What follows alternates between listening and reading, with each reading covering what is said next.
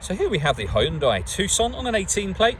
I'm going to start off by showing you around the outside of the car, and then we'll hop in and run through some controls on the inside. But from the outside, you can see it's a 5-door car with alloy wheels. Let's start off inside the boot and then work our way around the rest of the car from there.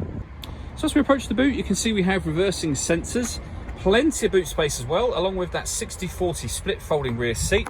And then underneath this tray section, even more space should you need it. Okay, so we're just going to work our way back round to the front of the car, and then we'll hop in and run through some controls on the inside. But now that we've done a full circle of it, you can see it's in excellent condition the whole way round.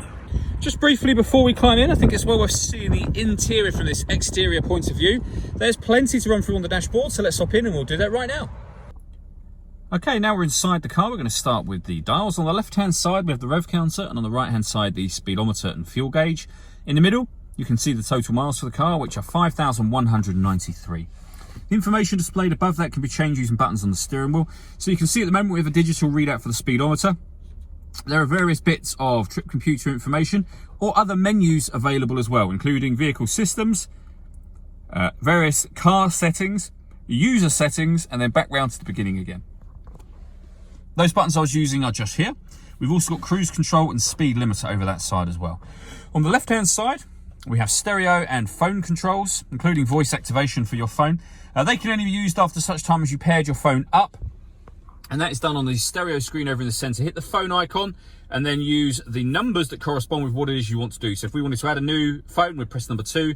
We're going to press 1 to cancel that at the moment. When it comes to music in this car, we have AM radio, FM and DAB, as you can see.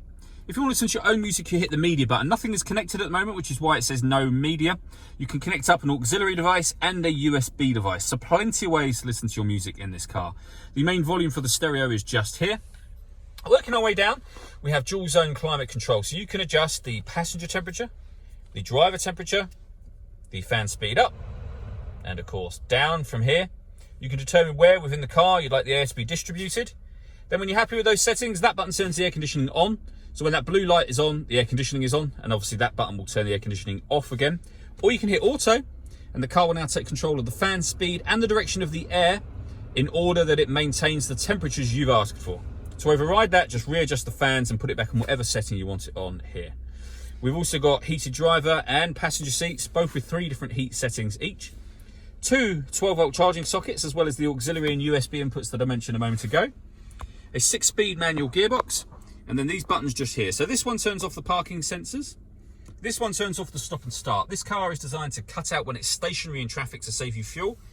You can turn that system off from here. And then these two I'll show you up on the steering wheel. Starting from the first one, you'll see the green symbol that's come onto the right-hand side of the speedometer. That's turned on downhill brake control, and you can turn that off again. And the button above that will put the steering mode in sport or normal.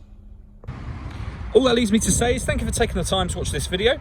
If you'd like to come and see the car in person and have a test drive, please feel free to call any of our MJA sites. We'd love to hear from you soon.